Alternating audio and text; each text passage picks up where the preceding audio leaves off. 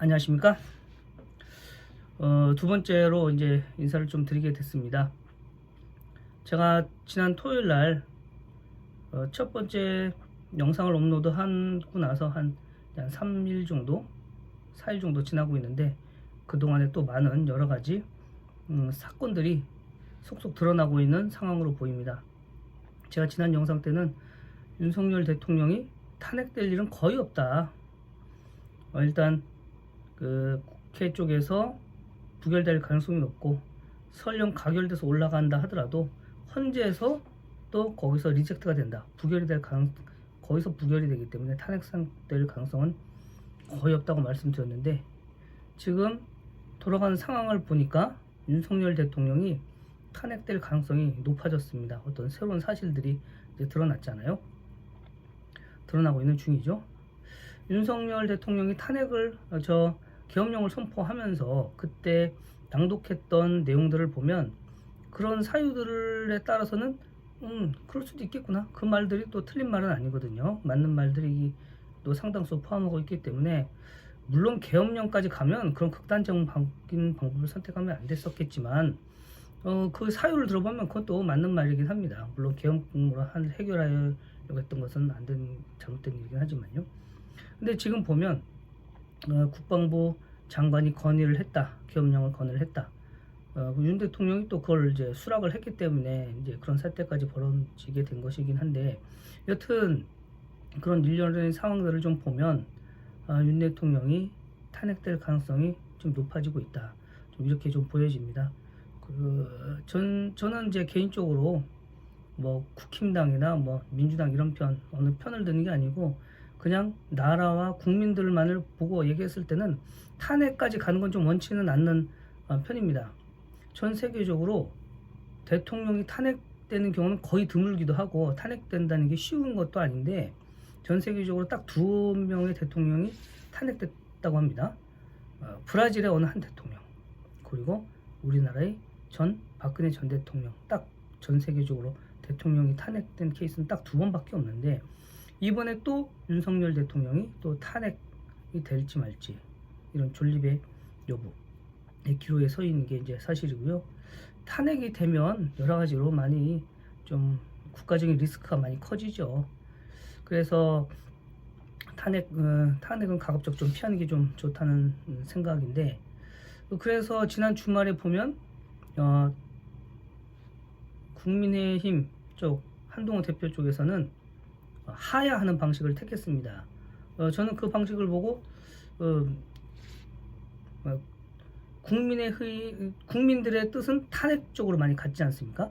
근데 탄핵에 대해서 전혀 탄핵하고 하야는 결과적으로는 좀 똑같아요. 방식의 차이가 있긴 한데 여튼 결과적으로는 대통령이 대통령직을 물러나는 건 더 맞는 거죠.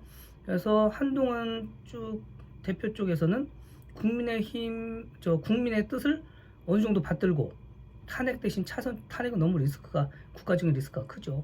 그러니까 탄핵 대신 차선책으로 하야하는 방식을 택하고 그래서 국민의 뜻도 어느 정도 이제 따르고 그리고 어떤 리스크도 좀 줄이는 차원에서 그런 선택을 했는데 좋은 선택 그나마 현재 시국에 있어서 절충안을 선택한 거죠.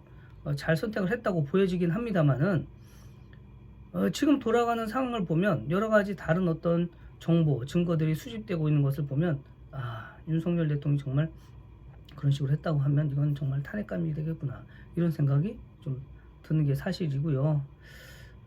만약 지금 윤석열 대통령은 과연 이 시국을 어떻게 극복해 나갈 수 있을지 변호인단도 구성하고 있다고 하는데 향후 방향에 대해서는 좀 더 지켜봐야 될 것 같습니다. 윤석열 대통령에 대해서 잠깐 이제 생각해 본 바를 말씀드리면 윤석열 대통령은 어떤 고집, 아집은 있는데 그게 좋은 방향으로 쓰면 좋은데 안 좋은 방향으로 쓰면 이제 안 좋은 거죠. 특히나 윤석열 대통령이 국민의 어떤 지지를 많이 잃어버린 게 자기 주위 사람들 위주로 권력을 형성했다. 그 중에 한 파트가 행안부 장관 이상민 전 행안부 장관이죠. 얼마 전에 이제 며칠 전에 사퇴를 했습니다. 이분은 진작에 사퇴를 했어야 됐다고 봐요. 여러 가지 처음부터도 여러 가지 그 많은 문제가 좀 있었던 분이죠. 진작에 사퇴를 했었어야 되는 분인데 윤석열 대통령이 이분은 현재까지 계속 오랜 시간 동안 장관직을 유지하게 해줬었죠. 거기부터 국민들의 불신이 생기지 않았을까, 지지도가 떨어지지 않았나 하는 게 제 생각입니다. 그래서 지금 윤석열 대통령이 과연 이 난관 어떻게 극복하면 탄핵을 받지 않을 수 있을까? 윤석열 대통령도 나름대로 이제 이 문제를 해결하려고 준비를 하고 있을 거 아닙니까? 변호인단도 꾸리고 지금 상황으로는 상당히 쉽지 않아 보입니다. 국민의힘 당 내부에서도 탄핵 쪽으로 많이 이제 가는 방향에 있고, 만약에 내란죄가 적용이 되고 정말 국회의원들을 끌어내리라고 제시한 게 맞고 그런 식으로 했다고 하면 그건 정말 탄핵감이죠. 누가 봐도 누가 그거를 부정할 수가 있겠습니까? 그런 상황이 된다고 하면 정말 나라로서도 참 많이 리스크가 크고 국제적인 신뢰도도 많이 떨어지게 되는 거죠. 지금 상황에서 봤을 때 윤 대통령이 어떤 이 난관을 헤쳐나가려면 어떤 방법이 있을까 한번 생각을 해봤더니, 제 나름대로 한번 고민을 해봤더니요, 내란죄를 적용을 받지 않게 하는 방향으로 가면 좀 괜찮을 것 같아요. 또는 선관위의 어떤 부정선거에 선관위가 개입을 했다, 요거를 밝혀낸다고 하면 아마 윤석열 대통령이 탄핵에는 좀 거리가 멀어지지 않을까. 물론 하야는 하게 될 것 같긴 합니다. 하야는 하게 되겠죠.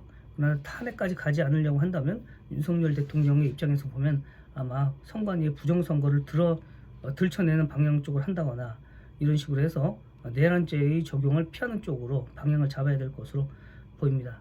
선관위의 부정선거를 드러내기 위해서는 어떤 증거들이 필요할 텐데 그게 현 상황으로 또 쉽지는 않겠죠. 여튼 그 이후의 상황은 좀 더 지켜봐야 될 것으로 보이고요. 현 시점에서 봤을 때 윤석열 대통령의 탄핵 가능성은 좀 많이 높아진 것으로 좀 보입니다.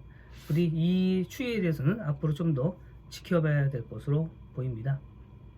여러분들의 많은 의견도 댓글로도 좀 부탁드리겠습니다. 예, 감사합니다.